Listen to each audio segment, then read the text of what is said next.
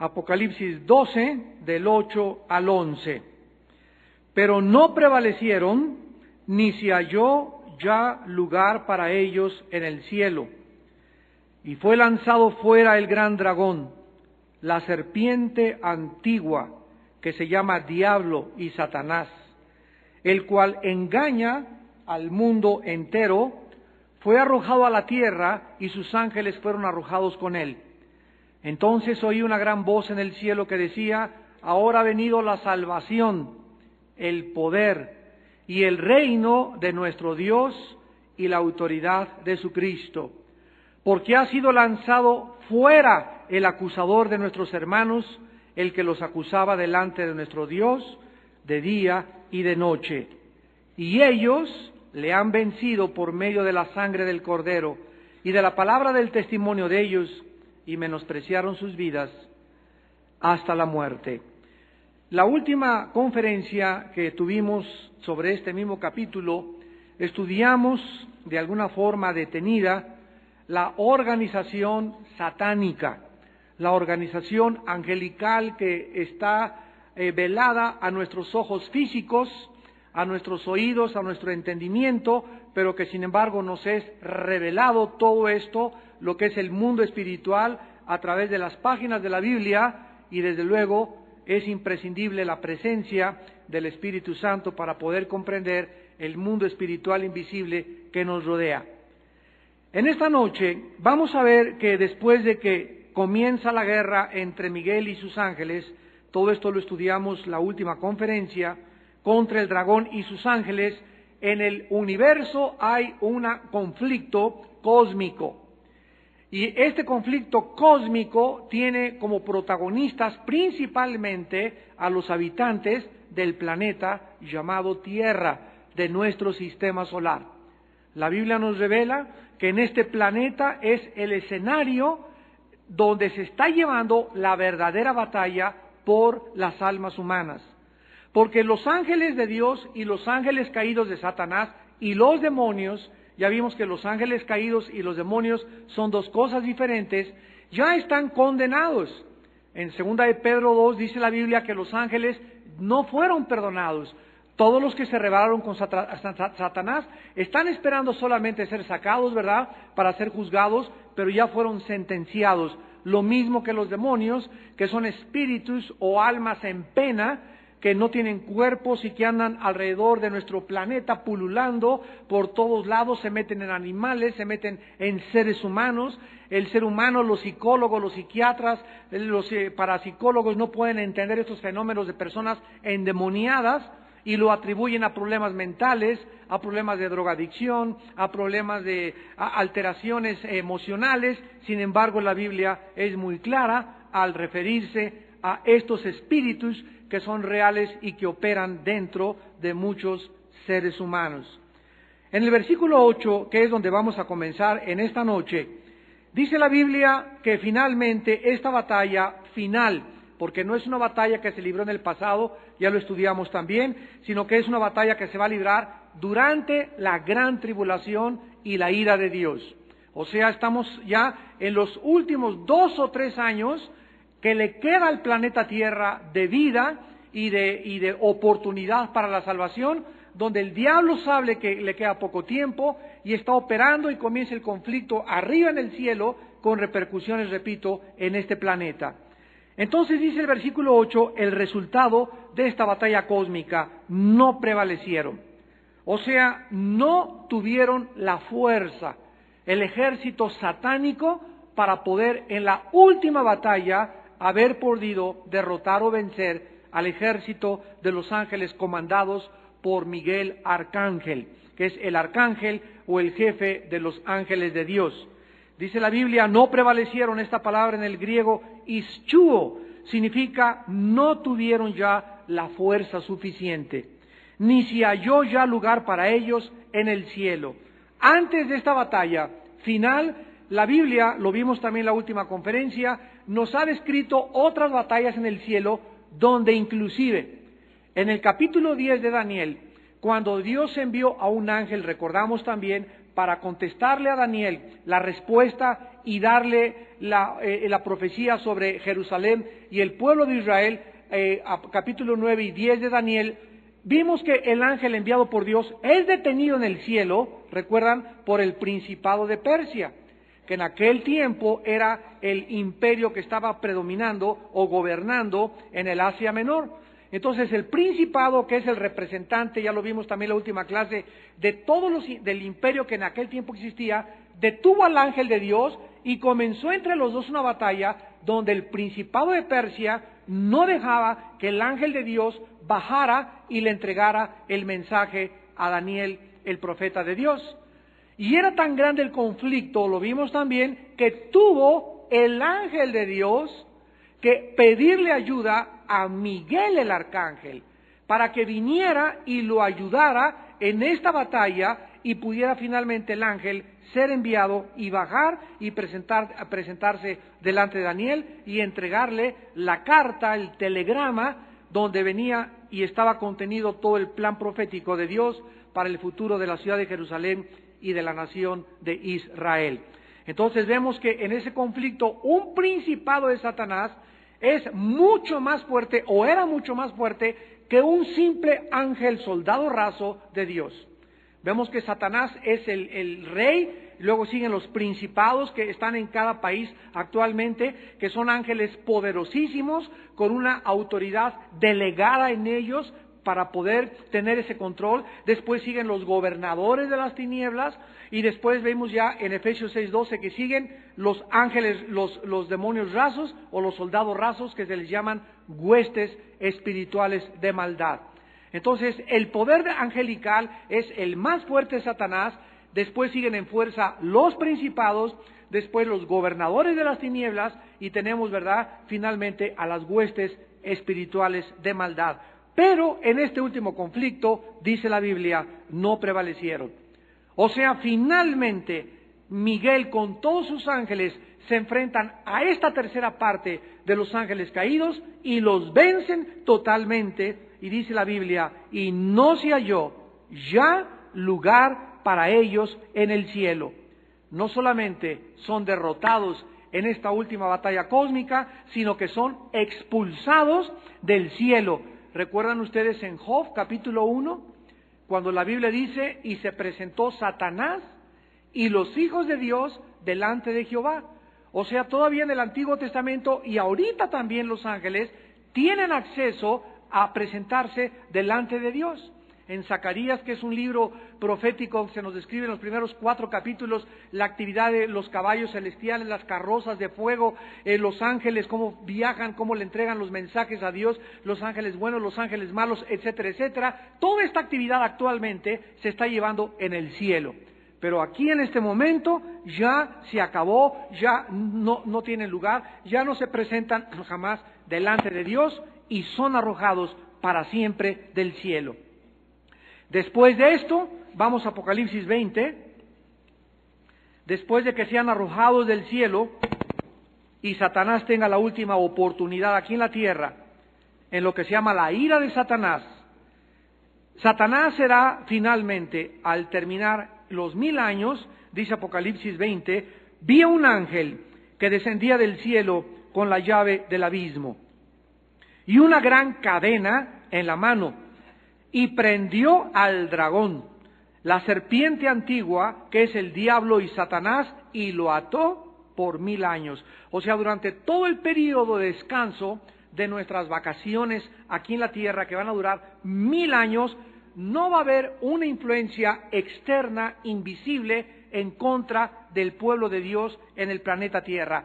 Sin embargo, a pesar de que Satanás va a ser atado durante todo este periodo de 1000 años, la Biblia nos revela en Isaías 65 y 66 que va a haber levantamientos y va a haber pecado de muchos seres humanos durante este periodo de 1000 años de descanso, y el pecador de 100 años será maldito por Dios. O sea, durante el periodo de los 1000 años va a haber muerte todavía. Durante este periodo de 1000 años va a haber reproducción sexual. Dice la Biblia que no darán a luz para maldición, Isaías 65. Y durante todo este periodo el hombre se va a demostrar no necesita a un factor externo para poder rebelarse en contra de Dios.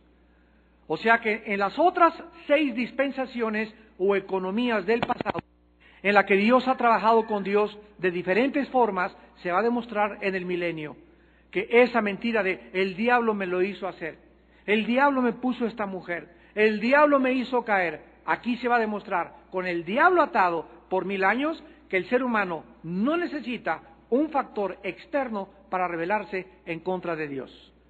Entonces, esta es una de las últimas pruebas para el ser humano y también donde se demuestra, repito, la grande pecaminosidad y rebelión que aún queda en el corazón humano. Ahora, muy bien, estas personas durante el milenio que se van a rebelar, ¿quiénes son? Porque se supone que cuando Cristo venga, nosotros bajamos con cuerpos glorificados, ¿verdad?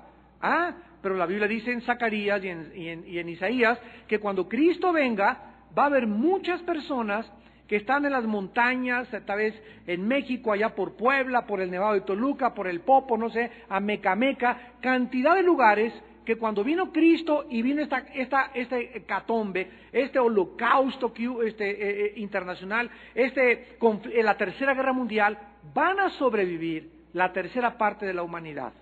La tercera parte de los hombres va a estar viva cuando acabe la Tercera Guerra Mundial. O sea, no hay tal cosa como el fin del mundo, donde todo el mundo va a desaparecer. Esto será hasta la creación después del milenio de los cielos y la nueva tierra.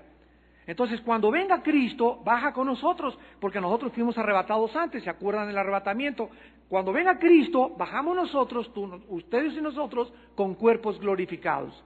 Pero los habitantes de la tierra que estén vivos, que sobrevivan al holocausto, a la Tercera Guerra Mundial, van a pasar a vivir al milenio, pero con cuerpos no glorificados. Y son estas personas o sus descendientes los que van a iniciar la rebelión al final del milenio también en contra de Cristo en cuanto Satanás sea liberado. Dice el versículo 2 de Apocalipsis 20, y lo arrojó al abismo, y lo encerró y puso su sello sobre él para que no engañase más a las naciones. Este tema acerca del engaño de Satanás en las naciones lo vamos a ver con más detenimiento porque es la principal actividad después de acusar la función de Satanás en el mundo y en el planeta Tierra. Otra vez se dice que Satanás engaña a las naciones, que fue hasta que se cumplieran 1000 años y después de esto. O sea, al acabarse el milenio, al acabarse nuestras vacaciones, al acabarse el reino mesiánico, debe ser desatado por un poco de tiempo. Vemos pues claramente, ¿verdad?, que Satanás en el versículo 10 y el diablo que los engañaba fue lanzado en el lago de fuego y azufre, donde estaban la bestia, o sea, el anticristo y el falso profeta. Entonces, durante estos 1000 años, vemos que el lago de fuego ya fue inaugurado. ¿Y quiénes son los primeros que visitaron y a los primeros que van a recibir con una limonada en el lago de fuego? El anticristo y el falso profeta. Y cuando pase los 1000 años, el diablo es echado y ahí estaban ya. 1000 años antes llevaban el par de angelitos del anticristo y del falso profeta. Entonces vemos que todo esto va a tener lugar antes de los 1000 años, el juicio, porque dice en Apocalipsis 20, cuando lo estudiemos, del gran trono blanco, donde van a ser lanzados al lago de fuego los cobardes, los incrédulos, los homicidas, los hechiceros, los fornicarios, etcétera, etcétera, tendrán su parte en el lago de fuego, que es la muerte segunda. Muy bien, vamos pues otra vez, regresamos a Apocalipsis 12, y dice la Biblia a continuación, y fue lanzado, versículo 9, el gran dragón. Detengámonos y observemos los diferentes nombres que el Espíritu Santo le da a Satanás. En primer lugar se le llama el gran dragón, Jodracón Omegas en el griego. Y ya estudiamos claramente en la última y en la penúltima conferencia toda la relación del dragón. ¿Por qué aparece el dragón en las camisetas, en los coches, en los grupos de rock, en los satánicos, en diferentes artistas de cine? Ya vimos esta imagen del dragón. ¿Y dónde tiene su origen esta imagen del dragón? Que no es más que Satanás disfrazado. Entonces ya estudiamos todo esto. Pero esta designación de llamarle a Satanás el dragón tiene por objeto destacar el carácter temible y repulsivo del gran usurpador. A continuación se le llama la serpiente antigua, o Ophis o Archaios.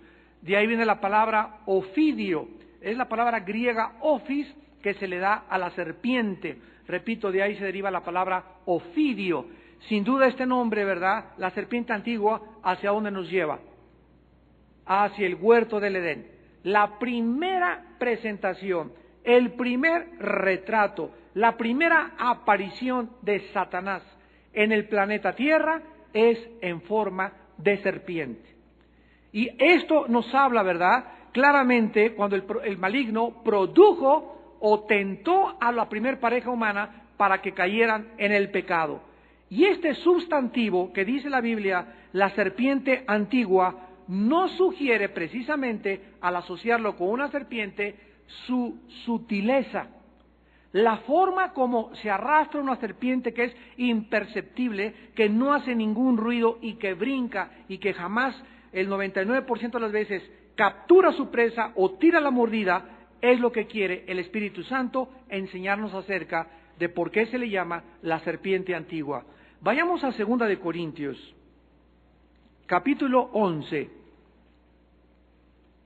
y veamos lo que el apóstol Pablo en el Nuevo Testamento nos revela acerca de la serpiente.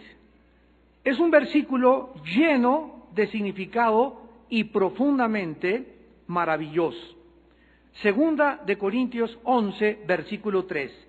El apóstol Pablo tenía un temor acerca de la iglesia de Corinto y les dice así: pero temo que como la Ophis, como la serpiente, con su panurgia, con su astucia, lo vamos a ver a continuación, engañó a Eva, vuestros sentidos sean de alguna manera extraviados de la sincera fidelidad a Cristo.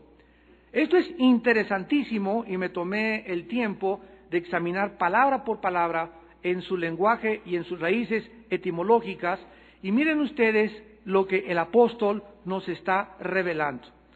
En primer lugar, dice la Biblia que Satanás es astuto, es sutil, es engañoso. Cuando viene a atacar a un cristiano, ya no digamos los no cristianos, cuando viene y se acerca a nosotros, tiene por función o tiene como objetivo número uno, engañar nuestros sentidos. La palabra sentido es la palabra griega noema, que se traduce en otras palabras, en otros versículos, entendimiento. Veamos esta misma palabra en otros pasajes. 2 de Corintios, capítulo 2, versículo 11. Y miren qué interesante cómo se traduce aquí. 2 de Corintios 2, 11. Para que Satanás no gane ventaja alguna sobre nosotros, porque no ignoramos sus noemas. La palabra noema aquí se traduce maquinaciones. Y en 2 de Corintios 11:3 se traduce en sentidos. Y en el original griego es entendimiento. Entonces vamos a tratar de entender esto. En 2 de Corintios 2:11 dice, para que Satanás no gane ventaja alguna sobre nosotros, porque no ignoramos sus facultades mentales. Porque no ignoramos la forma como Satanás en su mente piensa, y se tradujo maquinaciones. Cuando alguien está tratando de hacer un mal, ¿en dónde desarrolla su estrategia para atacar? En la mente. Entonces la Biblia nos revela a Satanás como una criatura, como un querubín caído, que emplea una mente, 100,000 veces más sabia y más astuta y más sutil que la mente humana. Si a ti te engañó tu compadre, te engañó tu esposa, te engañó tu esposo y te fuiste con la finta, ay no, si mi angelito, ¿qué me va a hacer? Muchas veces a nuestros propios hijos nos engañan. Mi hijo hizo eso, tu hijo hace eso y cosas peores.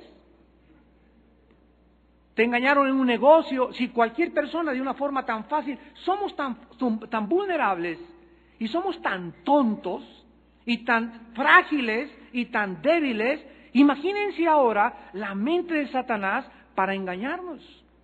Entonces, la Biblia no quiere que ignoremos que Satanás está maquinando, está pensando siempre la forma de ponernos un tropiezo, de impedir que tu vida y mi vida pueda llegar al final a la misión para la cual Dios me creó y para lo cual estamos viviendo. Para poder impedir que la iglesia progrese, que la iglesia avance, que no se predique el evangelio. Y viene con tantas cosas mentales, donde comienza a atacar mentalmente, y como nosotros no sabemos, ¿verdad?, ni dónde anda Satanás, a lo mejor lo tienes atrás de ti ahorita, y no tampoco sabemos cómo está pensando, ni las maquinaciones que él tiene. ¿Qué cosa más indefensa somos como blanco de Satanás? Somos vulnerables, somos, ahora sí que somos como soldados sin armas en campo abierto delante del enemigo. Y ahí es cuando la Biblia nos dice que al reconocer esta forma indefensa de nosotros, esta fragilidad tenemos, al no conocer a nuestro enemigo, por ser invisible, necesitamos que Dios nos pueda defender, que Dios nos pueda proteger, porque Dios es el único que conoce las maquinaciones de Satanás. Dios es el único que sabe el plan que tiene ya para atacar tu matrimonio, para atacar tu casa, para atacar mi vida, para atacar la tuya. Y solo Dios lo sabe. Ahora, si yo vivo cerca de Dios, Dios me va a revelar a mí a través de la oración, a través del estudio de la palabra de Dios, a través de estos estudios, la forma como me puedo defender. Y en eso recuerdo que lo que más hace que Dios pueda defenderme es una vida de oración. En la oración nosotros comenzamos a levantar como un muro a nuestro alrededor. Por eso cuando tenemos aquí los domingos reuniones de oración, vengan a la reunión de oración. Aquí tenemos los martes, comenzamos a las 6:30 la reunión de oración, vengan a la reunión de oración. Es la reunión que menos gente asiste en las iglesias en el mundo entero.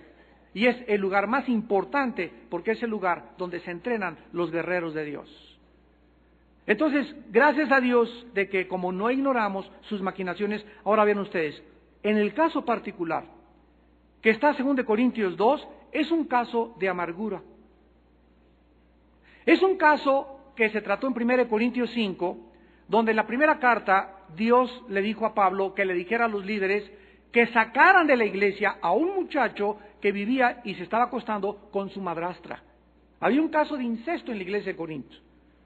Entonces a este muchacho se le mandó que lo entregaran a Satanás para la destrucción de su carne, ¿se acuerdan? 1 Corintios 5 del 1 al 5.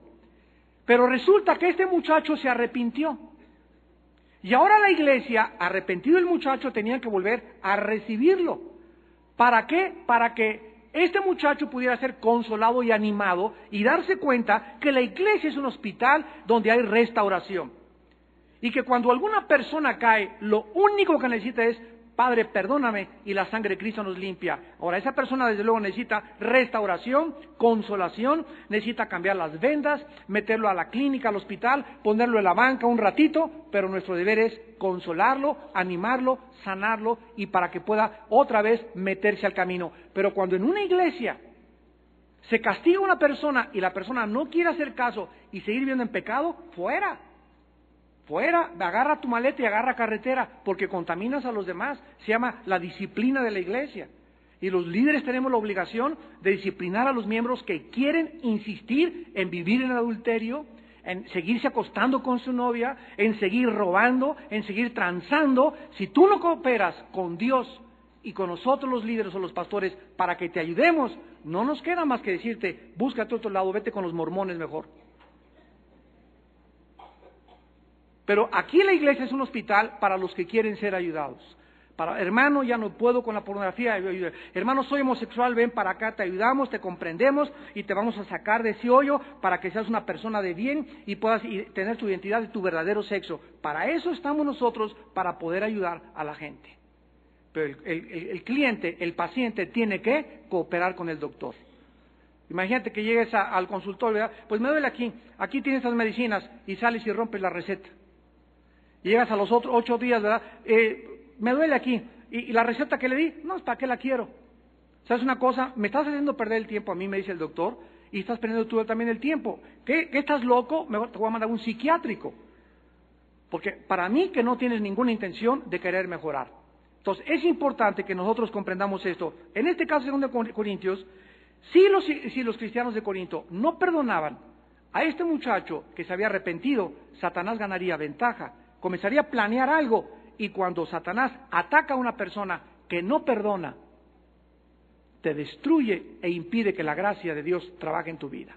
Se llama la amargura. Hebreos 12, 11 y al 13. Mirad que no haya ninguna raíz de amargura en vosotros que, dejando de alcanzar la gracia de Dios, os contamine y muchos sean estorbados. Si algo hace que Satanás comience a planear un ataque contra tu vida, es ver a un cristiano que no quiere perdonar a otra persona. Se te viene y comienza a armar y te comienza a atacar la mente y te hace cada vez más y más daño, porque regresamos a 2 Corintios 11, esto está interesante. Entonces vemos que Satanás va a tratar con sus facultades mentales que él tiene, ¿verdad?, atacar nuestra mente, nuestro entendimiento. Y la razón por la cual quiere atacar nuestro entendimiento es para que seamos extraviados. Y aquí esta palabra extraviados es la palabra peteiro, que significa destruir y corromper. Destruir y corromper. De las 5 veces que aparece en el Nuevo Testamento, en todas se traduce, menos aquí, corromper y destruir. Satanás quiere atacar tu mente para corromperla, para contaminarla, para ensuciarla. Y finalmente, ¿cuál es su objetivo final? Corromperte de la sincera fidelidad a Cristo. O sea, mi relación con Cristo tiene que ser sincera. Yo no puedo caminar con Dios siendo una persona deshonesta. Tú no puedes venir con Dios y, Señorcito, perdóname y sáname esto y ayúdame para acá, y vivir en pecado deliberado y no perdonar y estar amargado, etcétera, etcétera. No puedes. Dice la Biblia que el propósito de este mandamiento, 1 Timoteo 1, es el nacido del corazón limpio, de una fe no fingida, de una conciencia limpia, transparente, sincera, sin dobleces, no hipócrita, en otras palabras. ¿Quieres caminar con Dios? Dice Dios, sé como tú eres. Ábrete totalmente, Padre, soy esto, soy aquello, ayúdame, Señor. No quiero seguir en este pecado, por favor. Esto es lo que se llama transparencia, sinceridad. Y cuando un cristiano es atacado por Satanás, comienza a creer que puede ser cristiano y venir a la iglesia y tener una doble vida. Esa persona está corrompida en su mente. ¿Quién le produjo ese engaño? Satanás. ¿Cuántos cristianos que me escuchan también a través de la televisión viven de esta manera? Creen que pueden venir a la iglesia y que pueden ser cristianos y tener una doble vida. ¿Cuántos jóvenes creen que pueden ser cristianos y estar en la alabanza, en el coro y estarse acostando con su novia? ¿Cuántos cristianos creen que pueden robarle a Dios y sin embargo pedirle a Dios, Padre, ayúdame en matrimonio, ayúdame en esto? Comenzamos a vivir deshonestamente, sin integridad, sin sinceridad. ¿De dónde viene el engaño? De Satanás. O sea, son mentes engañadas. Y hay cristianos que tú sabes que andan peor y dicen, es que no soy peor que otros. Conozco cristianos que hacen peores cosas que yo. ¿Y de dónde viene este engaño? Que está corrompida su mente de la sincera fidelidad a Cristo. Y ese es el temor que tenía Pablo en cuanto a Satanás. Porque Satanás es una serpiente. Y con su astucia te comienza a corromper y a hacerte creer que tú puedes vivir una doble vida, que tú puedes irte al cielo sin santidad, que tú puedes ser cristiano sin consagración, que tú puedes ser cristiano por solamente venir a la iglesia. ¿De dónde viene todo este engaño? De su astucia. Por eso se le llama la serpiente antigua. Ahora finalmente en 2 Corintios 4:4 se vuelve a usar la misma palabra que se tradujo sentidos y que ya vimos es la palabra noema. 2 Corintios 4:4 es la segunda vez que se usa esta palabra, en los cuales el Dios de este siglo cegó el noema. Ahí está el entendimiento. En el 2:11 se tradujo maquinaciones, velas apuntando, aquí se tradujo entendimiento y en 11:4 se tradujo sentidos. Maquinaciones, entendimiento, sentidos. ¿Por qué aparentemente tenemos tres palabras que, vuelvo a repetir, aparentemente no parecen sinónimas? Sin embargo, si juntamos las tres palabras, maquinaciones, entendimiento, sentidos, nos damos cuenta que todo, absolutamente, los sentidos, que son la vista, el oído, el olfato, el tacto, todo está controlado por la mente. Las maquinaciones son en la mente y el entendimiento está en la mente. Aquí dice que Satanás ha cegado el entendimiento. Ahí está, otra vez, Satanás ataca el entendimiento. ¿Qué le interesa a Satanás? Que no entendamos que sin santidad nadie verá a Dios.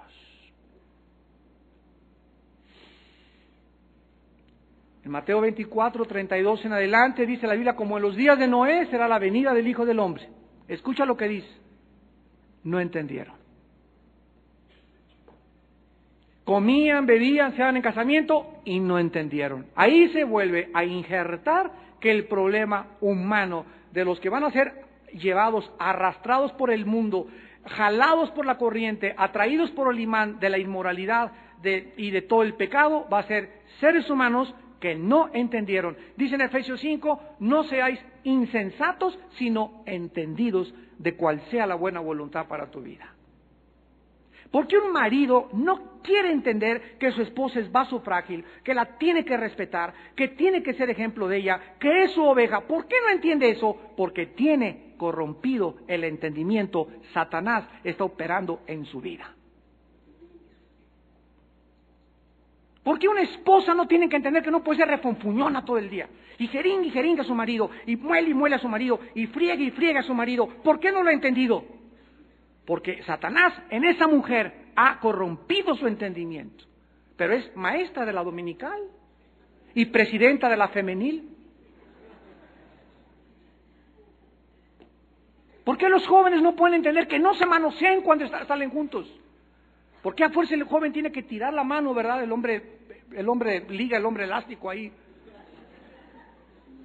con su novia. ¿Por qué no lo ha entendido? Porque tiene el entendimiento corrompido. Vive engañado, pero toquen la alabanza, canten el coro, el diácono, etcétera, etcétera, y creen que pueden tener una doble vida. ¿Por qué es esto? Porque Satanás ha corrompido el entendimiento. Porque las personas no cristianas no creen el Evangelio. Aquí dice, porque Satanás ha cegado sus mentes. Ha puesto un velo sobre toda la humanidad. Toda la humanidad, de acuerdo a la Biblia, tiene un velo. Y no pueden ver a Cristo como el Redentor. Lo ven como un gran hombre, lo ven como un filósofo, como un gran maestro de la moral, como un gran iluminado. Pero hasta que una persona pueda decir, ese es el Cristo, el Hijo del Dios viviente, es porque las vendas se me han caído de los ojos. Porque hasta que las vendas caigan de los ojos y hasta que este velo que Satanás ha puesto en mi vida y en tu vida, nosotros pudimos convertirnos a la luz del Evangelio. Y este velo se cae con la predicación del Evangelio de Jesucristo. Por eso es tan importante predicar la Biblia y ayudar a que la Biblia sea predicada para ayudar a la humanidad a salir del engaño de Satanás. Regresamos a Apocalipsis. Y también se le llama en tercer lugar el diablo y Satanás. La palabra diablo es diabolos y significa calumniador o difamador. Es lo que significa la palabra diablo. El que difama, el que calumnia. Y la palabra Satanás significa adversario, Satán en el hebreo, adversario o enemigo, oponente o contrincante. O sea que Satanás no solamente es el enemigo de Dios, sino que Satanás también es el principal enemigo de la humanidad. Y su labor, como lo acabamos de ver, dice la Biblia, engaña al mundo entero. Satanás, pues, de acuerdo a la revelación bíblica, es el maestro de los maestros con todos los doctorados del universo en el arte de engañar. Si tú crees que Houdini o David Copperfield u otras personas con sus trucos engañan la mente del hombre y te hacen por acá esto y el otro, y no es más que precipitación, y eso no es cosa más que rapidez y juego de espejos y todo que usan los magos y engañan los sentidos del ser humano, que tú crees que eso tuvo lugar, pues imagínate nada más el engaño tan grande de Satanás. Satanás es 1.000.000 de veces más hábil que David Copperfield. Y esto la humanidad no lo entiende, y menos muchos cristianos. Es interesante que dice que engaña al mundo entero. ¿Qué significa esto? Que en el mundo del deporte, de las artes, de la pintura, de la política, de la ciencia, de la tecnología, en todas las áreas, en todas las disciplinas académicas, Satanás engaña a las personas. A los deportistas los hace engañar, ¿verdad? No, eres futbolista, ¿verdad? Entra a las drogas, tú puedes tener esto, puedes tener a tu esposa, te puedes divorciar 3 veces. El otro día le decía a mi esposa, estaba viendo yo unos cuadros de Picasso, digo, palabra que los hicieron con 3 de mota arriba. Le llaman arte a esos jeroglíficos que se venden en 25, 50, 100,000, $1,000,000.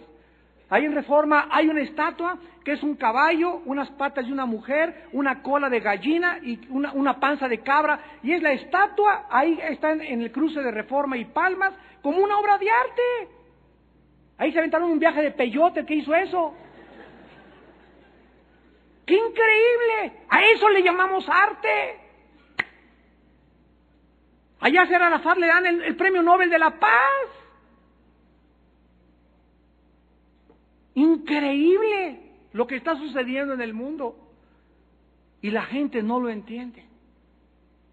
La gente no lo puede ver porque el mundo entero está engañado por Satanás. Dice en 2 Corintios 11:14, el pasaje que acabamos de leer, pero en el versículo 14, y dice, y no es maravilla, porque el mismo Satanás se disfraza como ángel de luz. La palabra disfrazarse en el original griego significa cambiar de forma. Cambiar de forma es una metamorfosis, un cambio de forma.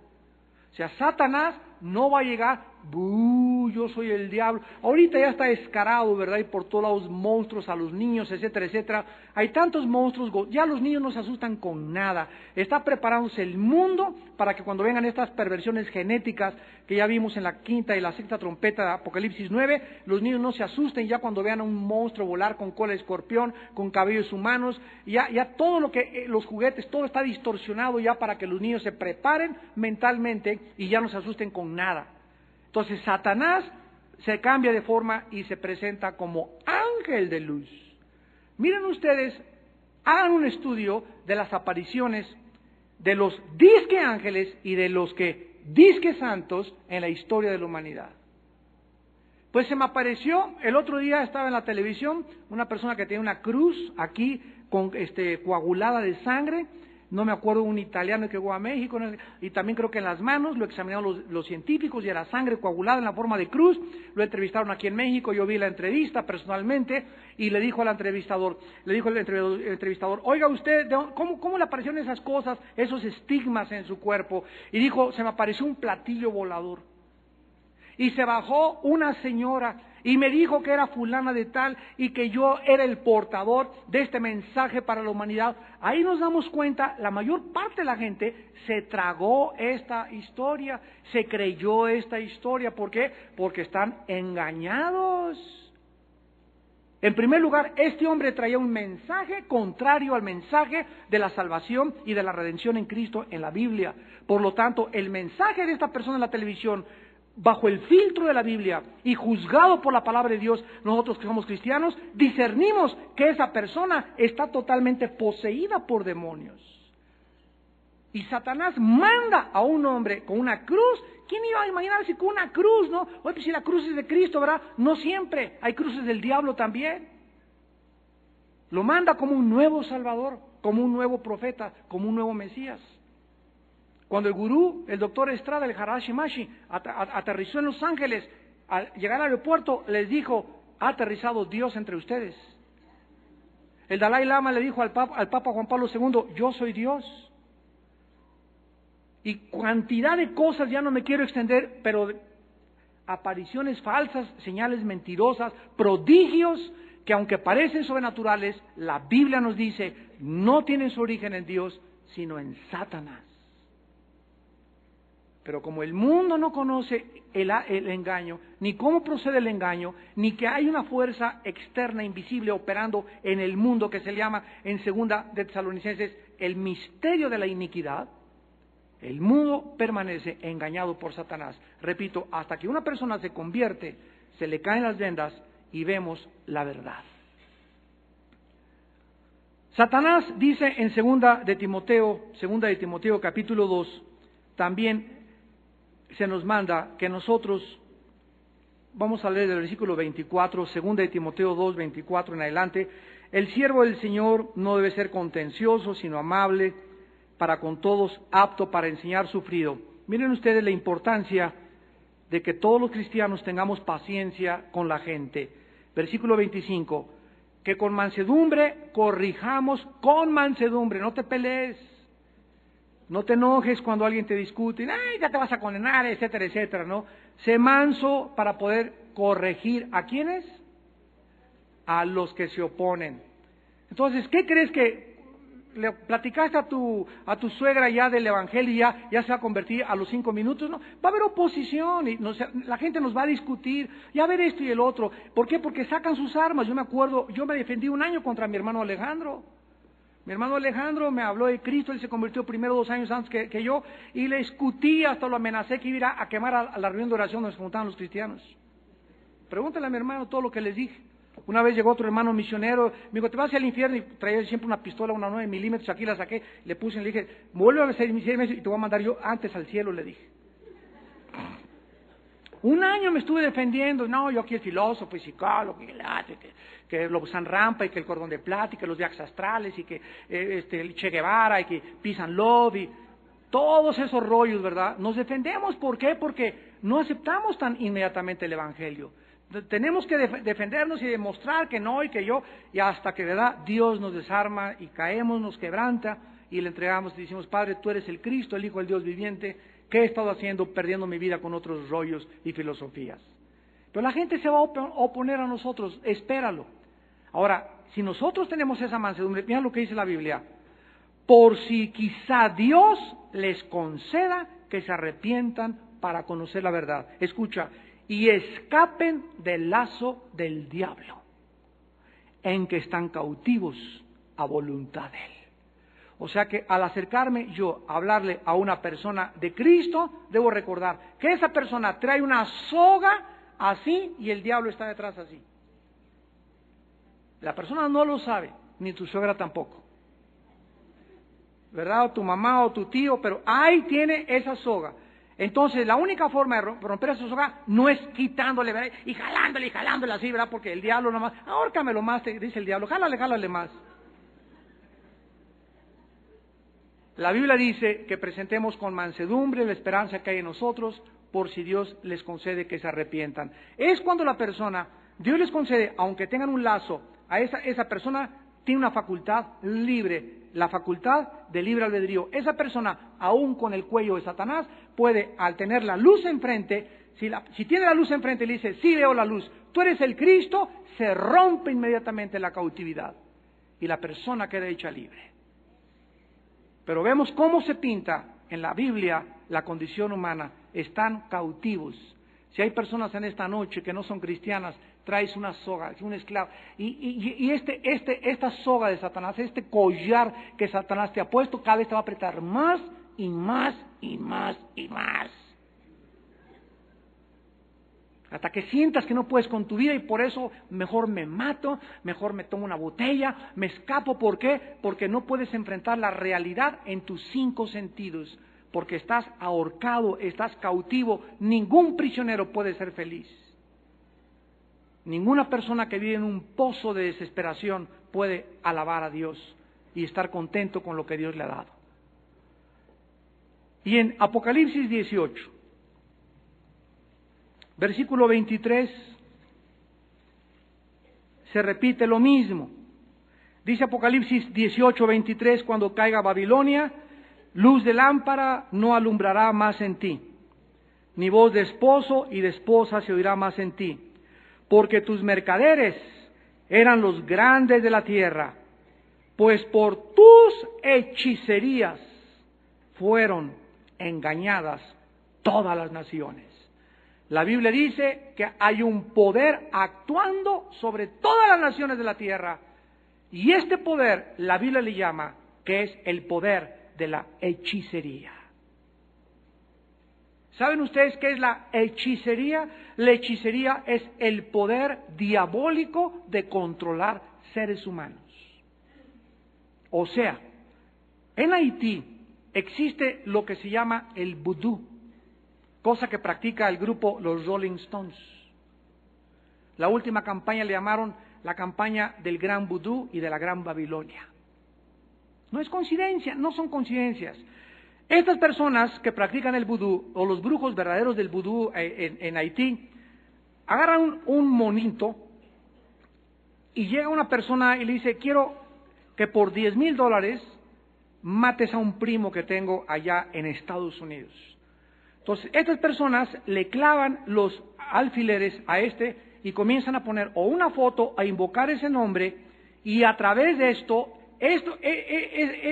este rito brujo hace que viajen demonios enviados por los brujos, viajan y matan a esa persona. Esto es 100% real. Los hechizos, el toloache famoso, la brujería, las maldiciones de la brujería llegan a las personas y las lastiman. Es interesante que en el Antiguo Testamento nunca pudo, cuando Balaam, ¿se acuerdan?, quiso maldecir al pueblo de Dios, le dijo a Balac: ¿sabes qué? Mira, yo ya le dije a Dios, pero no se puede maldecir al pueblo de Dios. ¿Por qué? Porque cuando se maldice al pueblo de Dios, Dios la vuelve en bendición a los que viven al abrigo del Altísimo. Entonces, cuando Balac vio que Balaam no podía maldecir, en el libro de los Números, al pueblo de Dios, ¿qué hizo Balaam para que la maldición les alcanzara al pueblo de Dios? Le dijo Balaam, cuando se vendió por el dinero, fue un profeta, verdad, que por lucro, dicen Judas, se vendió, prostituyó su ministerio por dinero. Le dijo a Balac: diles a los israelitas que forniquen con las moabitas. Y entonces, en cuanto el pueblo de Dios comienza a fornicar, queda fuera de la protección de Dios. Y ahí, cuando comenzó la fornicación con las moabitas, les cayó la maldición de Dios.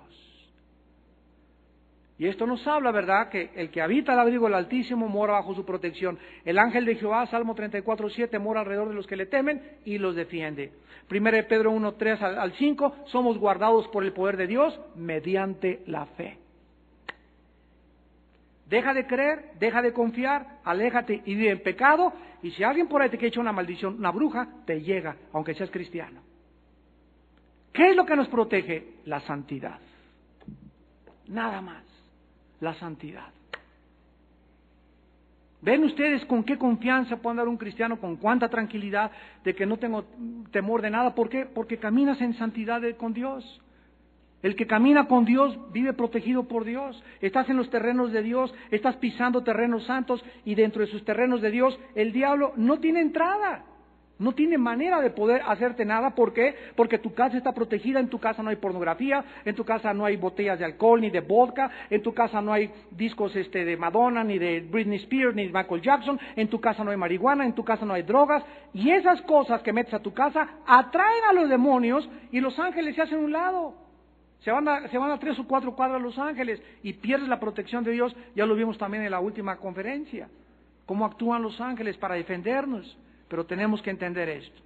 Y finalmente dice la Biblia, aquí en Apocalipsis 20, versículo 10, otra vez, y el diablo que los engañaba. Otra vez se vuelve a mencionar a el diablo que los engañaba, y en Primera de Juan 5, 19, dice la Biblia, el diablo, el maligno que engaña al mundo entero. Vemos pues en esta noche la importancia, amados, de poder tener la Biblia, ser guiados por la Biblia, para poder discernir las facultades mentales, las estratagemas, las maquinaciones, los planes que quiere Satanás lanzar contra nosotros.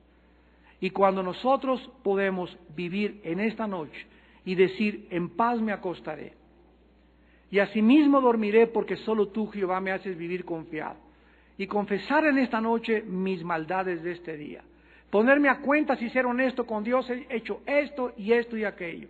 Mañana levantarme en la mañana y darle lo primero del día en mi devocional a Dios, estar en su palabra, meditando en su palabra, elevando mi alma ante la oración, viviendo durante todo el día con esta meditación de su palabra en sus caminos, caminando cerca de Dios. Entonces viviremos protegidos por Dios.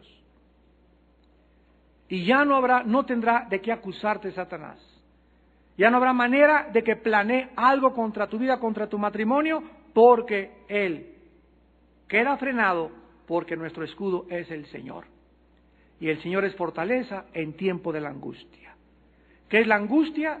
Es sentirse así, sentirse que ya no puede uno, sentirse que uno desmaya. Esto es angustia. En ese momento en el que sentimos la angustia, que ya no podemos, que no salimos de ese problema, la Biblia dice, vengo como varón de guerra. Y es ahí precisamente donde Dios se hace real a nuestra vida.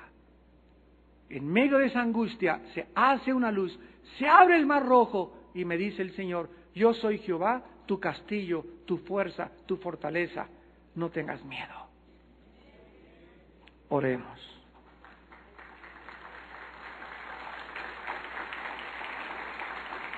Padre, te damos gracias por tu palabra en esta noche y por descorrernos el velo del mundo invisible espiritual a nuestras mentes, a nuestro entendimiento.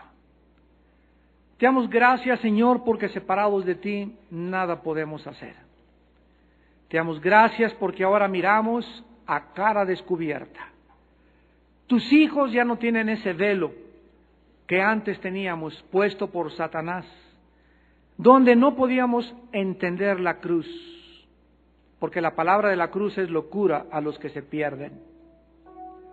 Pero para nosotros ahora la muerte de tu Hijo Jesucristo es el símbolo de tu poder y de tu sabiduría. Bendito seas Dios por habernos dado a tu Hijo en la cruz y habernos dado su vida para que nosotros pudiésemos vivir estando muertos en delitos y en pecados. Bendito seas, Hijo de Dios, que eres ahora nuestro capitán, nuestro comandante en jefe, nuestro Salvador, nuestro Mesías, a quien seguimos hacia la victoria triunfante. Porque ¿quién es aquel que ha vencido al mundo? El que cree que Jesús es el Hijo de Dios. Y esta es la victoria que ha vencido al mundo, nuestra fe, nuestra confianza, haberle creído a Dios, el testimonio que Dios ha dado acerca de su Hijo. Y este es el testimonio que Dios ha dado, que el que tiene al Hijo tiene la vida, y el que no tiene al Hijo no tiene la vida. Sigue cautivo de Satanás, engañado en sus facultades mentales y desviado y extraviado de la sincera fidelidad de Cristo. En esta noche Dios te extiende tus manos para que vengas y abraces la cruz. Tú que nos miras a través de la televisión, te invitamos también a que en este instante, donde quiera que tú estés viendo este programa, esta conferencia, oyendo estas palabras, le entregues tu vida al Salvador. Y ahí desde tu lugar dile, Señor mío y Dios mío, me arrepiento de mis pecados. Creo que mi entendimiento estaba cegado totalmente. Esta es la razón por la cual no podía entender muchas cosas que ahora comienzo a entender. Creo que tu Hijo en la cruz dio su vida por mí, que dio su sangre por mis pecados. Y te pido, Jesús, Hijo del Dios Altísimo, que quites estas vendas de mi mente, que me hagas libre de la cautividad de Satanás, que me saques del reino de las tinieblas y me coloques en el reino de la luz de tu Hijo Jesucristo, porque quiero vivir ahora bajo la luz, quiero vivir en la santidad, quiero vivir en el reino de la paz, de la seguridad y de la esperanza, de la vida venidera y de la vida eterna que me entregas en este momento. Te recibo, Cristo, como mi Dios y mi Salvador, y te doy las gracias porque salgo contigo en este momento como mi Dios y con la seguridad de que mis pecados han sido perdonados. En tu nombre precioso, bendito Cristo. Amén.